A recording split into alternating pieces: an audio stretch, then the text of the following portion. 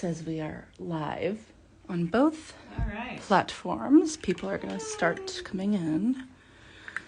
Hi, everybody. How are you today? It's Hillary and Will and Sarah, all from the Cookie Countess. And we were just joking before we get on that we're sitting really close together, but that was the only way to get us all in frame. So we're getting cozy over here at the Cookie Countess. So last week we posted that we wanted to answer some of your questions, and we thought it might be fun to have all three of us come on and answer questions because we all might have a different take on your question, so you get some different point of views. And so I do have a list of questions that came in already, so we're going to go through those, and then we'll open it up to any other questions you guys have that you want to ask. So if you're asking in the beginning and we don't answer it, you could ask it again at the end, just in case we miss it, okay? So, got my emotional support beverage. Just so you know, these are available on our website if you need an emotional support beverage. It's just water, maybe. It is just water. Okay. So, question number one. We'll get right into question number one. Okay. Question number one is from Katie on Instagram. What kind of projector and stand do you recommend? So, I'm going to let these ladies talk because they do more projector work than I do, and I can chime in. So, Will, do you want to tell us what you do? I actually don't use a projector. I use an app on my iPhone. It's called Camera Lucida. Lucida, Lucida, D-A, right? Okay. exactly. And what I do with that is that I place my phone on a stand. It could be any stand, just on top of the cookie that I'm going to decorate. And I look at the image that I want to transfer or trace through the phone, through the camera of the phone. And that's how I do it. It's very simple. It's actually a free app that anyone can use. It has a very limited time on the amount of time that you can see the image. If you want to get the app per se, you could buy it and it gives you a little extra time. But it works for me because I don't do a whole lot of things. I just trace a little of the design and then hand draw it. Yeah, you said sometimes you use it, you were showing it to me, and that sometimes you just use it to quickly map out where you're going to put exactly. things. Yeah, and then so you don't rely on it 100%. Mm-hmm. But yeah, it's cool. It's almost like you have your image and it's transparent, so then you see your image kind of just floating over the cookie. And it's cool because it's a free app, which is nice. All right, so Sarah. I use an actual projector because I struggled with the Camera Lucida app. I'm not as professional with that one as Will is, so I went with the actual projector that doesn't have a time frame. So I use the Acaso mini projector. This one is wired, so I do have to have it connected to my phone to be able to display the image. But they do have a Bluetooth version as well, so cordless if you don't want to have the wires dangling. But same thing, you just have the image pulled up on your phone and have them connected or connected by Bluetooth. And then this can just aim right directly down onto your counter and onto your cookie. You can size the image right on your phone, so you can adjust things on your phone. And I find it really useful and easy to use. It's very simple. So You said in the cookie groups, this one is probably the most popular. I think this is the one I see pop up the most that people ask about, and I've had nothing but good experiences with it, so I really can't say anything negative about it. I like it. So I brought in something for show and tell today. Oh, Hold on. All right, if you've been making cookies for, look at Emily's face. She's like, what? If you've been making cookies for 10 years, you may have a dinosaur like this at home. Okay, ready? Okay. Oh, wow. I had to get this out of my basement, people. Oh, boy. This is called a copy cake. Oh, my God. This is before this stuff got technical. But guess what? It still works. If you ever see one of these at a garage,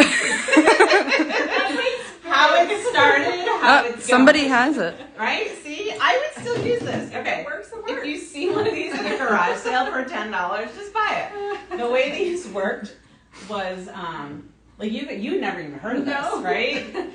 So I've never even I bet there's even a picture in here. Hold on. Looks like a medical There device. is a picture in there. Oh my god, it says hearts.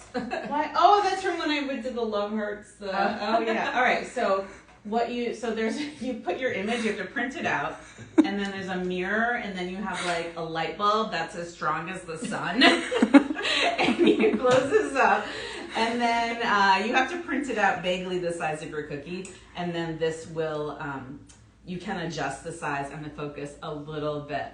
But these still go for about the price of a projector. So I'd probably just buy the projector at this point, but I thought it would be fun to bring this out of the basement. Wow, It was that's like funny. an archaeological dig. Right? This should be like in a cookie museum. Honestly. Yeah, push it down. Yeah, let's go that. So old-time cookiers are going to be like, yep, I remember those. And then once they came out with a projector, A few people said they have they them still currently. work. Yeah. It's just, you have to print it out. It's not quite as easy, and it's a little big. All right. So next question. Okay. This is a question we got on Instagram. What kind of baking sheets do you suggest to use with your baking mats? So we'll let you guys go. All right. Well, I mean, we kind of all agreed that we like to use lighter colored pans in general. I personally prefer at home. I use USA pans. I think they're super nonstick in general. I use our mesh mats on top of them, but I prefer the rimless ones, not the jelly roll pans with the sides. For my own personal use at home, Those ones I like are the jelly roll pans. Yeah. I use the same as Sarah, but without the. You use the air bake, right? Yeah, it's the same thing, like the same concept, but yours has like holes. Mine has like ridges on it. Yeah. Yeah, and yours Mine is is like just completely solid. flat. Yeah. Because I also bake macarons on those. Sure. And I'm using the Nordic ware. You like the Nordic I like the ones. Nordic ware with the more the jelly roll. So as you can see, this really is a personal preference. The mesh mats that we sell are going to work on any of them. You just have to check the size and order the right size mat for the size pan. They're pretty standardized, but just check your measurements before you go. So, but darker pans, like if you get a real dark pan, they are going to cook your cookies faster on the bottom. So that's why the lighter pans are better. Okay, another question from Instagram. Do you have tips for drying layers of icing? How much time between layers? This is a layered question. It is a layered question, yes. I wish I were a layer. I'm a little cold back here. We're all huddled together for warmth. Right? Okay. So, and I think we were kind of in agreement on this, that a lot of it depends on exactly what you're doing on top of the layers, right? So if you're doing, say you're doing a pumpkin that you are sectioning off to have the realistic sections of the pumpkin. Will made a good point. She said that she'll always do the biggest section first and then work her way, which is probably the middle, and work your way out alternating. And depending on where you live and the weather and maybe your royal icing recipe, the drying time might vary a little bit, but it definitely has to be crusted enough to do your next layer. Right. So time-wise, we were saying like like half an hour. Yeah, I think we were all kind of like, oh, about a half hour. Yeah. On the other hand, if you are stenciling, that's a different story. Yeah, because it can't just be crusted. Like if your icing is crusted enough but not dry all the way through, you can still pipe on it. Yeah, absolutely. You said you even prefer that? Yeah, I prefer to pipe onto my icing that is crusted, not so that it'll depress, but I find that I run into craters less. Craters where your icing that you're adding on top will sink in. The still wet icing underneath won't try to absorb that moisture out of that new layer. Yeah, I think that's a great tip. Love that. Thank you. So if you're stenciling, you're going to be putting, and it's not a ton of pressure, but it's enough pressure that, we've all done it too soon and kind of cracked through the top of our cookies. So I know when I was doing cookies more, and if I'm doing them now for our tutorials and stuff, I would tend to flood them and then the next day go back and stencil. And that way I know, they're completely fully dried and easy to work with. I don't have to worry about it because you might even just like bump into it with the stencil genie. So it's best to let it completely dry for stenciling. I think we all looked at each other and said overnight. Yeah. Overnight. Yeah. So I know, if I was making a lot of cookies and I knew I was gonna be stenciling, I'd probably like bake in the morning, flood in the afternoon, and then the next day I would stencil in detail. So it's like a 2-day job. Most cookies are a 2-day job. That's true. Okay, so and I'm not sure how to say the name, Sofan on Facebook. She says, is non-toxic metallic highlighter on a cookie safe to consume? So I'm gonna let Sarah take this one because she has a great answer to this. Because we get asked this question a lot on social media and through email. Yeah, absolutely. So non-toxic and edible are not the same thing. If you see non-toxic on a decorating item, it means that it's for decoration only. So the analogy that Hillary likes, that she knows that I say all the time, is it's essentially like eating a crayon. It's probably not going to hurt you, but it's not the intended purpose for that item. So it's not intended to be ingested.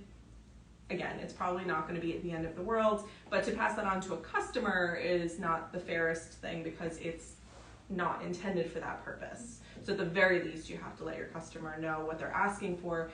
If they show you a picture of something that you know is a non-toxic item, not an edible one. There are a lot of edible alternatives out there now, so Yeah, sometimes especially it's now. just, There's a lot. for sure. So it could just be a matter of searching. And everything we sell is edible. Yes, absolutely. Yeah.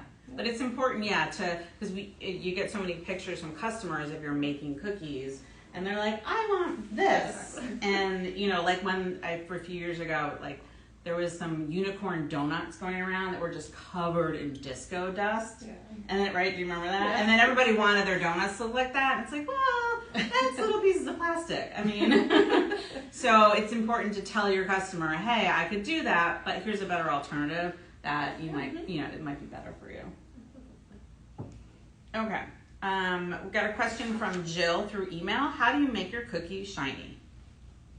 We each had a different thing. So. Yeah, I let them dry, like air dry, and have a fan like blowing near the area that they are drying. So it's not completely directed to it, but it's like close enough that it lets it dry like slowly. And especially the recipe that I use with the genies helps a lot. Yeah, the type of meringue powder makes a big difference. And Ginny's Dream Meringue powder does dry really shiny, which is nice. Also, using some corn syrup in your recipe makes a difference. That was what we had said. I think that those were our 3 answers. Yeah, you can use a dehydrator. A dehydrator will make them really shiny, but you also run the risk of really drying out your cookies. So I would say proceed with caution. The faster your icing dries, the shinier it'll stay. But again, you don't want to dry your cookie out too. Yeah, so the fan will help crust that first layer to crust faster, making it shiny. Yeah. But yeah, the dehydrator, just be careful with that. So, all right, next, do we have some questions, Emily, that we're gonna come back to? Yeah, probably that we'll come back to. All right, this is from JLo on Instagram. I didn't know she made cookies. We didn't know. Yeah, Jenny from the block. Here we go. She has it all going on. She struggles with bleeding. Oh. She struggles with bleeding. She said, on my Rudolph cookies, the face was completely dry when I piped a red nose, and the next day he looked like he was punched in the face and his nose was bleeding. All right, well, that's terrifying for any 4-year-old getting a Rudolph cookie. So we had a bunch of suggestions on that. Kind of the same track though. It's possible that the icing was oversaturated. So red is one of those colors that people tend to really go overboard with because they might not see that color pay off immediately. But those colors will develop if you let them sit for a while. So it's possible there was just too much red dye in there, and as it soaked into the icing around it, it bled the color. Yeah, with colors like red, black, any dark colors, your best bet is to, add gel color until you get to about like 3/4 of where you think you want to be, and then wait at least like an hour, maybe 2 hours, let it develop, and when you come back to it, it should be darker dark enough to use. And then you could add a little bit more if necessary, but not a lot. If you have time to make it ahead the night before, that's even better for those colors. Just that extra length of time will make a difference for you. And also the consistency that she was using, if it's too like runny, it will definitely bleed to the other color. Stiffer consistencies are faster. They dry faster. So it won't move the color to the other. Also, starting with white, adding white to your icing will keep it from bleeding a little bit. Like, so when you start when you make your first batch, you might want to add white just to the whole batch before you color. Yep. And also going back to the same thing with the cratering, it's possible if you let your base Rudolph dry fully and then you came back the next day and added that red nose, that dry icing underneath was sucking the moisture out of that freshly added red, and it just absorbed some of the color too. So, okay, so there's some tips for J-Lo. She had another question though. She did. She had another question. All right, J-Lo really wants to know a lot. No, but seriously, thank you, the real J-Lo, this J-Lo, our J-Lo, Cookie J-Lo, for asking these questions. When using the magic stencil screen, it gets so saturated with color that I have to wash it after a few cookies. I find it difficult to completely dry before reusing. Any tips on drying? Am I airbrushing it correctly? So yes, you're definitely using it right. The intention not the intention, but the magic screen can't be just used for 100 cookies without washing, because it traps some of that moisture. Or traps some of that color in it. So yeah, I tend to I would say after like 3 cookies-ish, depending on how much airbrushing is happening, I would probably give it a quick rinse. And that's kind of true of any silkscreen product, honestly. You're not doing anything wrong. You're not doing anything wrong. That's just how it goes. So tips on drying it quickly. You had said, or when you wash them, oven. You can put it in the oven real fast. If your oven's on, you could throw it in for a few minutes and let it really dry out. I just use it like a paper towel process. I just lay them down, blot in between, make sure that it's really dry, because you don't want that wet, any moisture in that screen then touching your cookies. Mm-hmm. So, but yeah, they're relatively quick to dry. And that's also probably why people tend, if they use them a lot, they tend to buy more than one. Exactly. Like we sell them, we have like a special price for 2, because a lot of people will buy 2, so that way you can kind of rotate through the screens. Absolutely. And keep it 4. Yeah, buy 3, get 1, right? Yeah. Oh, yeah, right. Okay, thank you. All right, and Pam on Facebook. This is a hot topic, Pam. On your sugar cookie recipe, I noticed there is no leavening ingredient, i.e. baking powder or baking soda. Why is that? Is it to maintain the shape of the cookie? But your chocolate cookie calls for a small amount of baking powder. Can you clarify? So this is a real hot topic in cookie groups with cookiers on whether or not to add any baking powder to your recipe. It is. So the recipe we have on our website does not call for it. But you said you have traditionally added it to yours, and you found it's not any different. No, really. I mean, I use 2 teaspoons in the recipe I use at home, and mine is also no spread, no chill. So I don't find much of a difference in that. And she uses baking powder. I use baking soda in one that I do. And it doesn't change the flavor, it doesn't change anything. It just gives it a little like softer crumb, maybe. I know I sense a new line on our reviews at the end of the year. Do you use Hillary's sugar cookie recipe? Yes or no? Fired. Oh, on your reviews. Yeah, I thought you were saying customer reviews. Our reviews. I mean, get with it, people.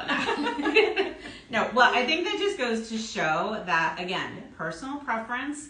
Everybody might have a slightly different recipe. And I think you had mentioned that Lila Loa had once posted. She's great at doing more like scientific, like testing. Yes. So she had done one where she did a batch with none. She added a teaspoon. And there wasn't a huge difference until you got to like 5 or 6. Yeah, a lot of big.